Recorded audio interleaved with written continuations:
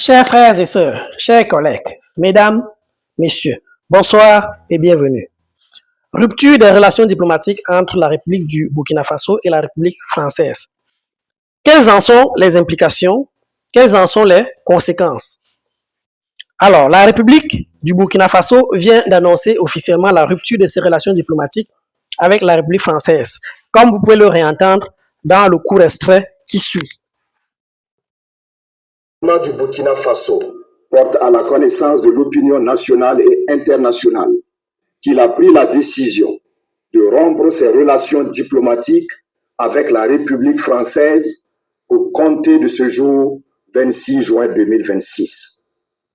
Cette décision fait suite à une évaluation approfondie de l'état actuel des relations bilatérales entre le Burkina Faso et la France. En effet, les conditions indispensables à la promotion de relations fondées sur le respect mutuel, la confiance réciproque, le respect du principe de non-ingérence dans les affaires intérieures et de la souveraineté nationale ne sont pas réunies. Alors, vous venez de l'entendre par vous-même. Rappelez-vous, il y a quelques jours, nous avons fait un exposé dans lequel nous avons dévoilé les différentes étapes conduisant à la rupture des relations diplomatiques entre les deux pays. Nous avons prédit que le Burkina ne pouvait pas envisager la possibilité de rompre ses relations diplomatiques avec toute l'Union européenne, dans l'enceinte de laquelle était lue la déclaration portant accusation malveillante. Il est vrai que ce sont des députés européens siégeant au sein de l'Union européenne qui ont provoqué le courroux de l'État burkinabé par la lecture de cette déclaration. C'est ainsi que le représentant de l'Union européenne a été convoqué par le ministre burkinabé des Affaires étrangères à Ouagadougou pour recevoir la dénonciation et les protestations officielles de l'État burkinabé.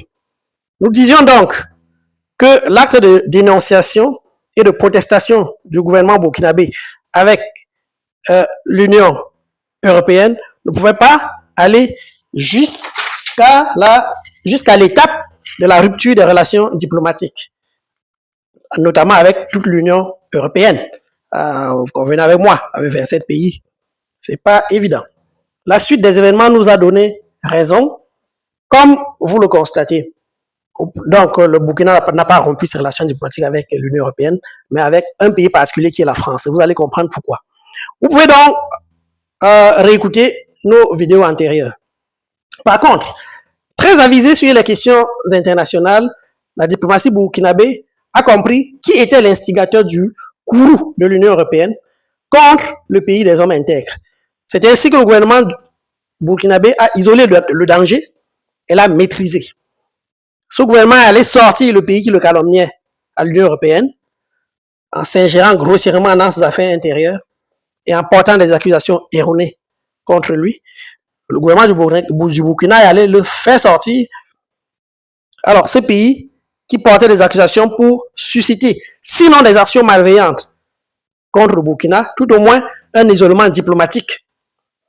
Alors, l'ayant compris, la diplomatie burkinabé n'est pas passée par 4 chemins. Elle allait estimer parmi les pays européens, c'est lui qui portait ces accusations fallacieuses, à savoir la France. Ce pays qui, de façon condescendante, a fait rédiger dans l'enceinte de l'Union européenne une déclaration incendiaire et dont le Burkina ne se sentait pas concerné par les grossières accusations qui en émanaient. Ayant donc identifié ce pays néfaste et dangereux pour sa coopération internationale et même pour sa sécurité intérieure et sa survie, comme étant la France, les braves étalons ont simplement résolu de rompre leurs relations diplomatiques avec ce pays nuisible tout en conservant leurs liens séculaires avec les 26 autres pays de l'Union européenne. Dès lors foisonne une série de questions auxquelles nous essaierons d'apporter des réponses tantôt précises, tantôt prospectives, en fonction du contexte et de la réalité du terrain. Nous avons esquissé ces questionnements dans la vidéo précédente. Vous l'avez entendu. La vidéo précédente, celle-ci. Alors, au risque de nous répéter inlassablement, je vous apporte tout de suite des éléments de réponse dans cette formule de questions-réponses que nous avons privilégiée pour vous, pour rendre la compréhension aisée. Alors, la première question, c'est quels sont les fondements juridiques de l'action de l'État burkinabé, à savoir la dénonciation des relations diplomatiques avec la République française. Déjà, sachez, chers frères et sœurs, que la décision est l'annonce de la rupture des relations diplomatiques par un État. En l'occurrence, l'État burkinabé. Cette annonce est un acte de souveraineté, c'est-à-dire de réaffirmation de sa totale indépendance sur la scène internationale.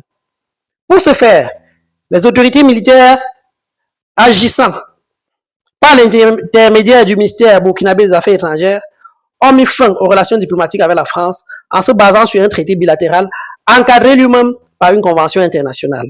Alors, la convention internationale de base qui régit toutes les relations diplomatiques et consulaires entre les deux États s'appelle la Convention de Vienne sur les relations diplomatiques. Adoptée le 18 avril 1961 et entrée en vigueur le 24 avril 1964. Dans son article 45, cette convention pose le principe de la rupture des relations diplomatiques entre deux pays. Mais c'est le traité diplomatique bilatéral et établissement ces relations qui en définit généralement les modalités et les conséquences de rupture de façon explicite. Sur la base donc de cette convention générale, le Burkina Faso a établi des relations diplomatiques avec la France le 4 août 1960, le 4 août 1960, juste avant les indépendances. Alors, une parenthèse pour dire que, sur cette base, juste avant les indépendances, la signature de cette convention était déjà illégale, car M. Maurice Yameogo, à qui la France a fait signer la convention, n'était pas encore investi du titre de président de la République. Donc, il n'avait pas qualité et légitimité juridique pour signer cette convention qui engageait l'État burkinabé.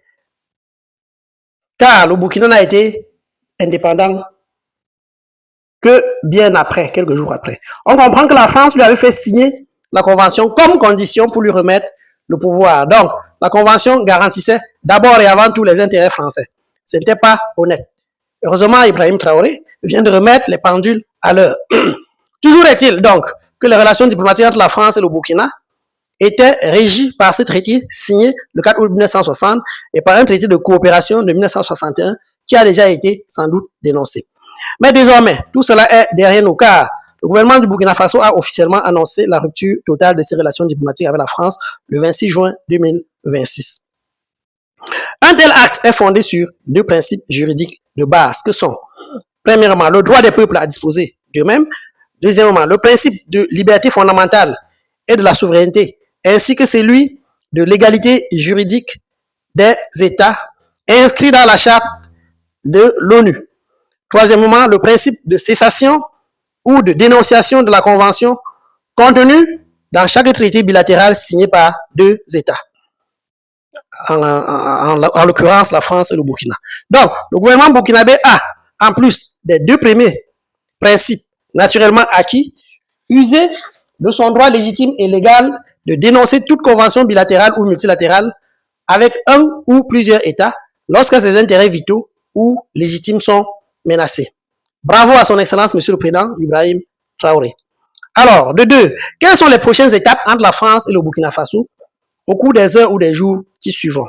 Côté Burkina, comme l'annonce officielle a été faite vendredi 26 juin, la prochaine étape, d'après la pratique et les usages diplomatiques, a été de déposer la note verbale y afférent à l'ambassade de France à Ouagadougou. Alors, la note verbale, c'est un terme technique, ça désigne un document diplomatique portant annonce, dans le cas présent, ça portait annonce de la rupture des relations diplomatiques, c'était signé du ministre burkinabé des Affaires étrangères. Alors, le document a été déposé à l'ambassade de France à Ouagadougou avec copie au ministère français des Affaires étrangères via l'ambassade du Burkina Faso à Paris pour information officielle. Côté État français, dans la norme, on s'attendait à ce que la France accuse réception en répondant par note verbale convoyée à l'ambassade du Burkina à Paris avec copie au ministère burkinabé des Affaires étrangères via l'ambassade de Paris à Ouagadougou également. Et cela en toute discrétion. Mais non. Paris a violé le protocole diplomatique en transmettant officiellement la réponse par voie diplomatique, comme expliqué en haut, mais en envoyant le document à ses journalistes TF1, RFI et les autres. Paris a saisi cette occasion pour détailler et critiquer la note verbale du gouvernement burkinabé, tout en publiant également les termes de sa réplique condescendante à Ouagadougou, un manque de galanterie diplomatique. Voilà pour la communication. En tout cas, on retient que les deux parties ont procédé en un échange de lettres en bonne et due forme et que l'information est passée de chaque côté. C'est à l'honneur de la diplomatie burkinabé. Troisième question, est-ce que l'annonce de cette rupture par la diplomatie burkinabé marque la fin de toute relation avec la France? Tout de suite, je réponds non. Et je vous renvoie au dernier paragraphe de la déclaration de rupture du Burkina Faso qui dit ceci. Je cite, cette décision vise exclusivement le cadre institutionnel des relations entre les deux États. Plus loin, il est répété, elle ne remet nullement en cause les liens historiques, humains, culturels et sociaux qui unissent les peuples burkinabés et français. Fin de citation. C'est ce que souligne le gouvernement burkinabé. Ceci signifie que les entreprises françaises présentes au Burkina Faso continueront à exercer leurs activités sans problème. Mais en cas de litige grave avec une entité présente au Burkina, seul le droit interne ou international non diplomatique pourra désormais protéger les entreprises françaises. De même, les entreprises burkinabées présentes en France ne seront pas inquiétées. Ces entreprises vont continuer à exercer sans problème. Les personnes physiques et morales, de même que les communautés des personnes, vont continuer leur vie quotidienne, respectivement dans chaque pays, en France et au Burkina. Mais chacun devra cultiver l'humilité et savoir qu'il n'y a plus de protection diplomatique ou consulaire pour couvrir des activités louches ou susceptibles d'être réprimées. Quatrièmement, quelles sont donc les implications de cet acte souverain du gouvernement burkinabé? Notamment des implications par rapport à ses relations avec la France. On s'entend. Premièrement, sur le plan diplomatique, puisque le gouvernement burkinabé vient de mettre un terme dans sa relation diplomatique avec la France de façon unilatérale, il n'y a plus et il n'y aura plus d'échange d'ambassadeurs, d'affectation des diplomates entre Paris et Ouagadougou. Donc, comme conséquence immédiate de la dénonciation et de la rupture des relations diplomatiques entre la France et le Burkina, tout diplomate français qui travaille à l'ambassade de France à Ouagadougou, quel que soit son rang et sa couverture, ce diplomate doit rentrer à Paris dans les jours qui viennent. Et chaque diplomate burkinabé qui travaille à l'ambassade du Burkina à Paris doit également faire ses valises et rentrer à Ouagadougou par des modalités qui seront précisées en interne par le ministère des Affaires étrangères, par les ministères des Affaires étrangères de chaque pays. On parle ici de date de retour, c'est-à-dire les modalités internes en question concernent notamment la date de retour, comment régler les frais de relève, les frais de déplacement, le déménagement des locaux, etc., etc. Une fois que chaque ambassade à Paris et à Ouagadougou sera vidée de son personnel, jusqu'au personnel d'entretien et au personnel recruté sur place, une fois que ce sera fait, les ambassades seront fermées. La gestion des bâtiments vides se fera progressivement après le départ des autres membres des ambassades respectives. Chaque chef de mission diplomatique, entendez par là ambassadeur ou chargé d'affaires, ira en dernier dire au revoir au ministère des Affaires étrangères. Ensuite, il va libérer sa maison ou sa résidence de fonction, prendre ses valises et monter dans un avion en dernier, après que tout son personnel, après donc que tout son personnel soit parti. Ce sera ainsi à Paris pour le Burkina et ce sera ainsi à Ouagadougou pour la France. C'est ce qui va arriver dans les tout prochains jours. Mais tout cela se passera de façon discrète. Il n'y aura pas de bruit ni de tapage autour de ce départ. Par rapport à la délivrance des visas, pour se rendre chacun, burkinabé vers la France ou français vers le Burkina, les ressortissants français désireux de se rendre au Burkina devront aller au préalable dans des pays autres que la France, S'ils sont en Europe, ils iront peut-être en Italie, en Espagne, etc. Ou alors en Afrique, et où il existe des ambassades burkinabés. C'est là-bas qu'ils vont désormais solliciter des visas d'entrée au pays des hommes intègres, et vice-versa. En mots simples, si vous êtes étudiant, en termes plus simples, si vous êtes un étudiant burkinabé qui venait de décrocher une bourse d'études en France, vous devez voyager au préalable pour aller déposer votre dossier de demande de visa à Abidjan, par exemple, en Côte d'Ivoire, ou au Ghana, ou au Sénégal, ou en Guinée-Conakry, ou au Gabon, partout où se trouve une ambassade ou un consulat de France, mais ce ne sera plus à Ouagadougou. Plus aucun visa français ne sera plus désormais délivré sur le sol, sol burkinabé, et vice versa. Mais pour alléger un peu la tâche, ça je vous apporte l'information. C'est une astuce que les pays utilisent parfois. Alors, si les relations s'améliorent légèrement, les deux pays pourront trouver un arrangement futur. Si la France devient moins belliqueuse, alors les deux pays pourront trouver un arrangement futur pour aménager des possibilités de délivrance des visas à l'aéroport de l'un ou de l'autre pays. Mais on n'en est pas encore là. Les tensions sont encore très vives. Ce schéma de visa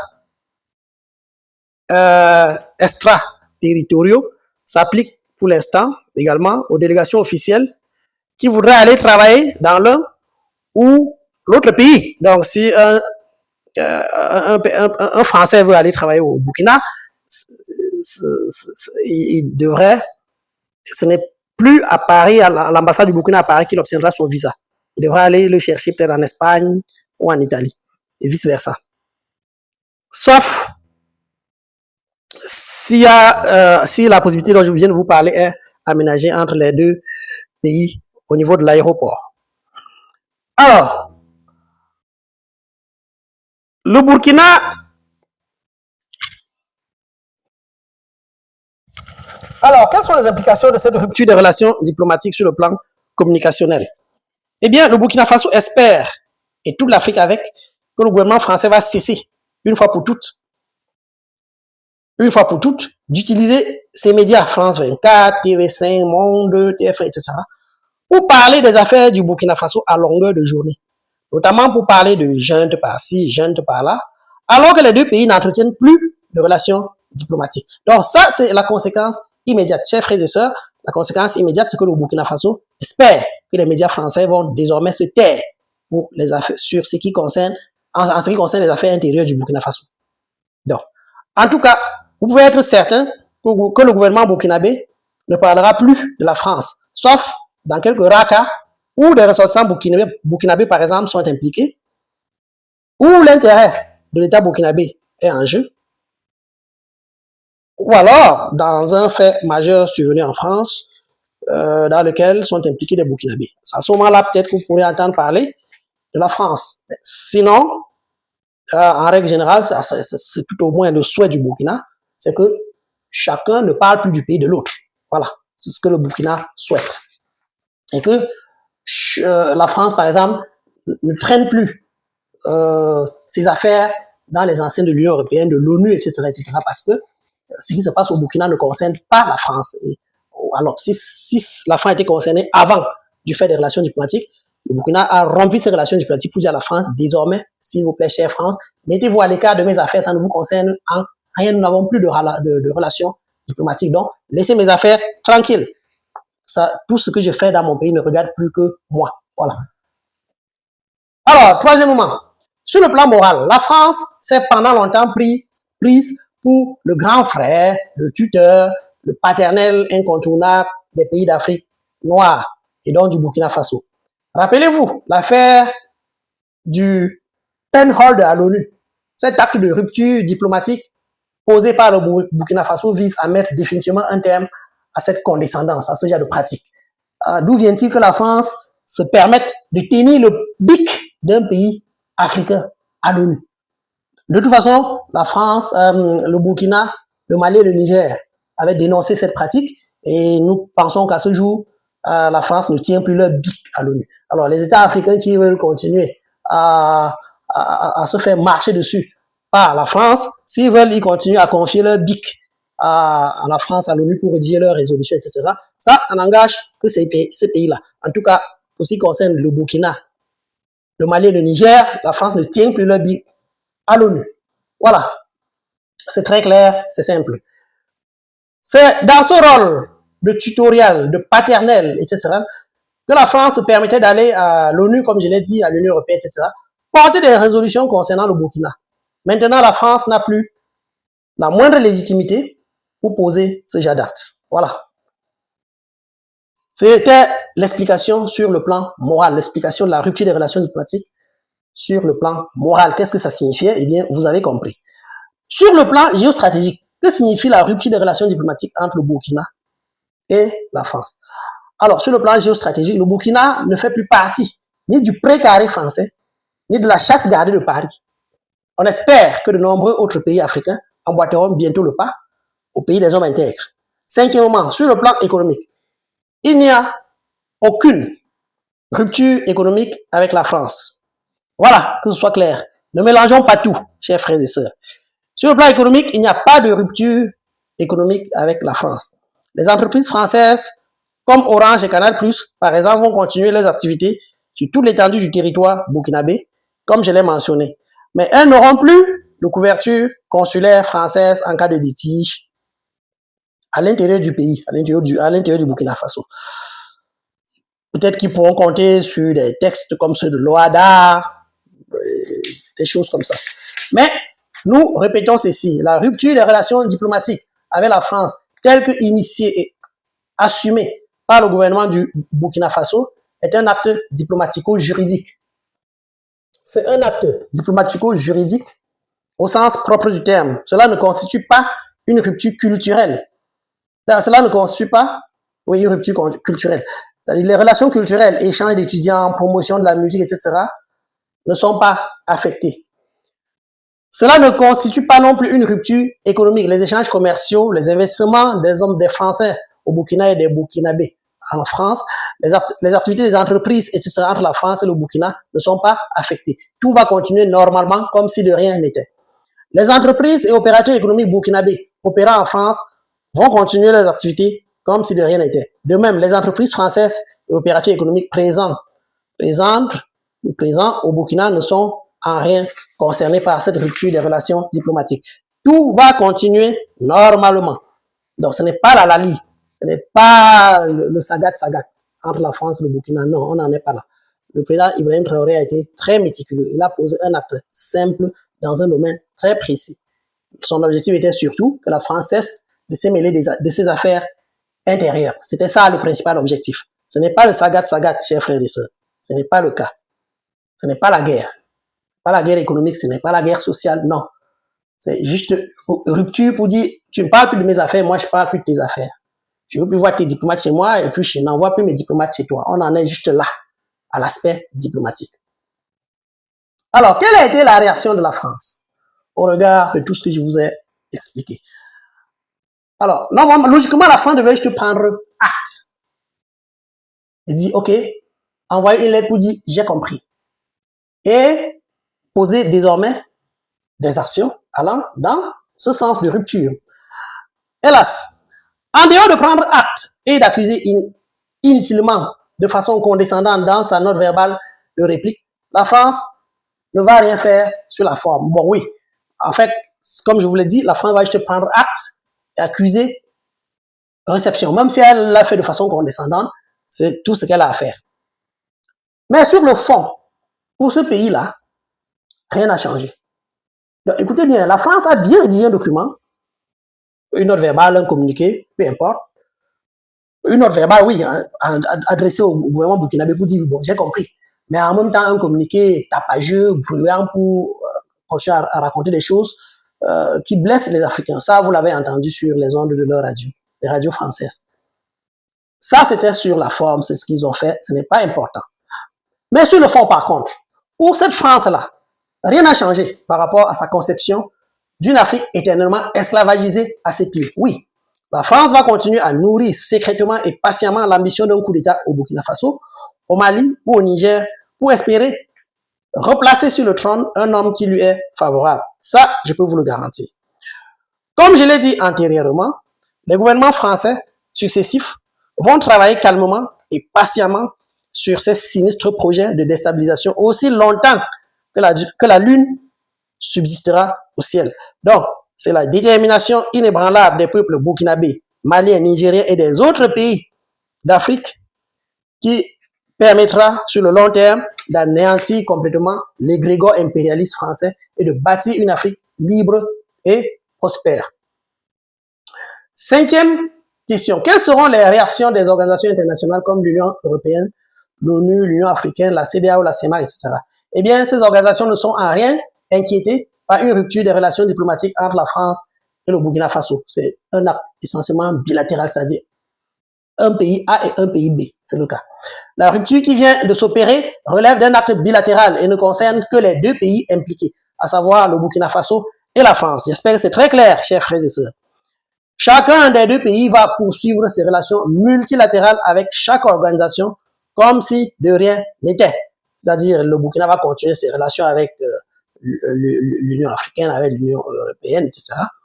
Et la France va faire de même. Donc, rien n'est affecté de ce côté-là. Donc, le Burkina Faso ne s'est pas du tout enfermé dans un isolationnisme nuisible à ses intérêts. Pas du tout. Le pays des hommes intègres va continuer ses relations diplomatiques, commerciales, culturelles et sécuritaires avec toutes les organisations internationales auxquelles il est affilié. Alors, qu'adviendra-t-il de la position du Burkina Faso avec le franc CFA fabriqué et géré par la France? Techniquement, alors, chers frères et sœurs, techniquement, la relation monétaire entre le Burkina et la France par rapport à l'émission du franc CFA, cette relation-là est indirectement gérée par la BCEAO. Donc, elle n'est pas gérée directement par la France, elle est indirectement gérée par la BCEAO, c'est-à-dire la Banque centrale des États de l'Afrique de l'Ouest. Et cela dans le cadre d'une union économique et monétaire des pays d'Afrique de l'Ouest, dont est toujours membre le Burkina Faso. Donc, techniquement, la rupture des relations diplomatiques entre le Burkina Faso et la France n'affecte ni l'émission de la monnaie, ni l'approvisionnement des banques burkinabées en argent liquide, ni les interactions monétaires entre le Burkina et les autres devises du monde, telles que le dollar, le yuan, la livre sterling, etc., qui sont des opérations gérées beaucoup plus par la BCEAO et non directement par le Trésor français. Même si ce Trésor tire les ficelles par derrière et engrange des bénéfices. De même, vous pouvez être certain qu'en dehors du communiqué et de la note verbale de condescendance et d'accusation inutile pondue par le ministère français des Affaires étrangères de France, il n'y aura aucune autre action officielle de représailles par la France. Par contre, ça ne veut pas dire que la France va rester tranquille. Non. Être nuisible est dans son ADN. Donc, pas être nuisible en Afrique, oui, est dans son ADN. Donc, par contre, comme je l'ai dit, la France va agir en sous-marin dans les institutions internationales pour mettre les bâtons dans les roues du gouvernement burkinabé. Ce sera le cas au FMI, à la Banque mondiale, à l'ONU, à l'Union européenne, etc. Question pour elle de priver le président IB et son gouvernement des ressources. Question également de freiner leur initiative courageuse. Leur initiative courageuse de développement de leur pays. Question également de montrer, soi-disant aux populations burkinabées, l'incapacité de leur président à diriger et à assumer le bien-être, leur bien-être. Donc, vous comprenez les manœuvres manichéennes qui seront mises en œuvre. Mais, frères burkinabés, vous êtes préparés. Bien entendu, la France ne va pas cesser ses actions de déstabilisation via ses proxys que tout le monde connaît, notamment dans les régions légèrement reculées et même parfois dans les villes comme on a vu dans les États de l'AES. Quoi qu'il en soit, l'annonce de la rupture des relations diplomatiques avec la France, telle que initiée par le gouvernement burkinabé, est un acte de bravoure qu'il faut saluer et que les autres pays d'Afrique, du nord au sud, de l'est à l'ouest, doivent imiter. Alors, voilà les quelques explications que je tenais à vous apporter par rapport à cette actualité brûlante de rupture de relations diplomatiques entre le Burkina et la France. Cependant, vous êtes tellement gentil, vous avez été tellement gentil ces jours-ci, et vous êtes en train de vous abonner à ma chaîne. Ça me fait vraiment plaisir, je vous dis merci beaucoup. C'est pour ça, pour cette raison que je vous offre quelques réponses bonus. Alors, pour vous dire merci d'avoir écouté la vidéo jusqu'à la fin. Premièrement, qu'est-ce que la rupture des relations diplomatiques n'est pas? Oui, chers frères, il faut le savoir. Nous vous avons expliqué ce que c'est que la rupture des relations diplomatiques entre la France et le Burkina, quelles sont ses implications, qu'est-ce que c'est, etc. Mais qu'est-ce qu'elle n'est pas, par exemple? Alors, une rupture ou une annonce de rupture des relations diplomatiques, ce n'est pas une déclaration de guerre. Ah non, le Burkina Faso n'est pas en guerre contre la France. De même, il n'y a pas de guerre active entre la France et le Burkina du fait de cette annonce. Non, il n'en est rien. Alors, la rupture des relations diplomatiques entre la France et le Burkina, ce n'est pas non plus l'impossibilité définitive pour le Burkina de dialoguer encore avec la France. Ils peuvent toujours dialoguer.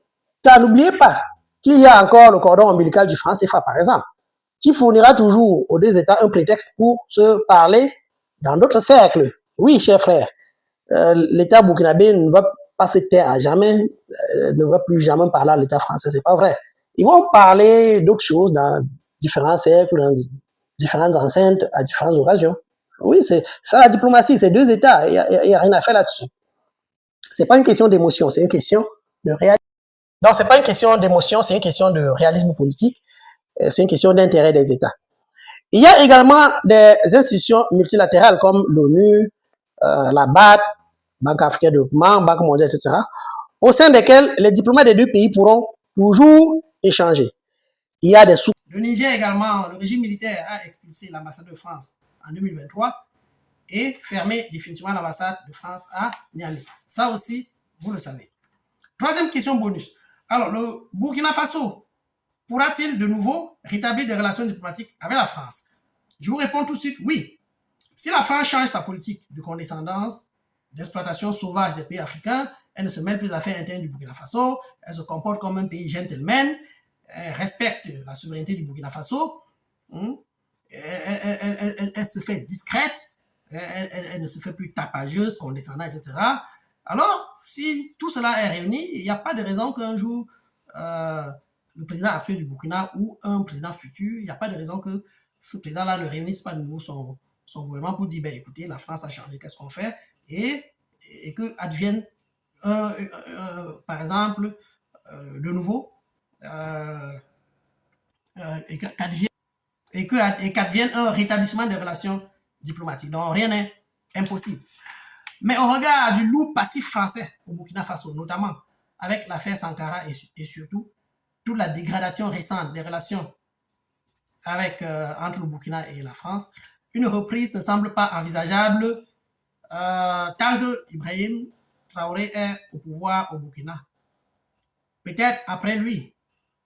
Ou alors, comme je l'ai dit, en diplomatie, le terme jamais n'est pas applicable. Peut-être pendant que IB est là, si la France change, qui sait? C'est une décision souveraine qui n'incombe qu'à l'État burkinabé. Moi, je ne peux que vous apporter des explications sur des éventualités. Alors, chers frères et sœurs, voilà tout ce qu'il fallait savoir sur cette question. J'ai tenu à vous donner toutes les explications nécessaires parce que c'est assez rare, les questions de rupture des relations diplomatiques. On en parle aujourd'hui, peut-être qu'on en parlera encore dans 10 ou 20 ou 30 ans. Il est vrai, l'actualité internationale est tellement bouillante, tellement changeante, ça arrive au jour le jour. Eh bien, qui sait? Toujours est-il que c'est avec beaucoup de plaisir que je vous entretiendrai chaque fois qu'il sera question de diplomatie ou de tout autre sujet de relations internationales. Parce que vous avez compris, c'est quand même un domaine dans lequel je me sens à l'aise. Alors, je vous remercie. N'oubliez pas de liker, de partager et de vous abonner si vous avez aimé. Merci pour votre soutien. J'espère que je vous ai apporté des éléments additionnels parce que je sais que vous connaissez beaucoup de choses vous-même. Je n'ai pas la science infuse et je ne me permets pas de penser que c'est moi qui vous apporte des connaissances exceptionnelles. Je sais que vous connaissez beaucoup. Je ne fais que étayer certains aspects de l'actualité, comme beaucoup de collègues le font dans YouTube, pour vous aider à mieux comprendre ce qui se passe sur notre continent africain et partout ailleurs dans le monde. Donc, j'essaie à mon niveau d'enrichir vos connaissances en relations internationales pour ce qui est de cette vidéo. À très bientôt. Restez connectés. Je vous dirai tout sur la crise xénophobe que traverse actuellement l'Afrique du Sud. Ce sera l'objet des prochaines vidéos, la prochaine vidéo certainement. Vous serez, chers frères, vous serez quand même surpris par ce que vous apprendrez sur l'Afrique du Sud. Mes révélations changeront complètement votre lecture des événements pour ce qui concerne Pretoria. Oui, parce que malheureusement, on regarde ce qu'on a vécu ces derniers temps. Tout le monde en veut aux Sud-Africains d'être xénophobes, etc. Mais je vous apporterai quand même quelques éléments d'éclaircissement et vous comprendrez que ce n'est pas exactement la même chose. Eh bien, mes chers frères, mes chères sœurs, je vous remercie infiniment d'avoir regardé cette vidéo. À très bientôt. Bye.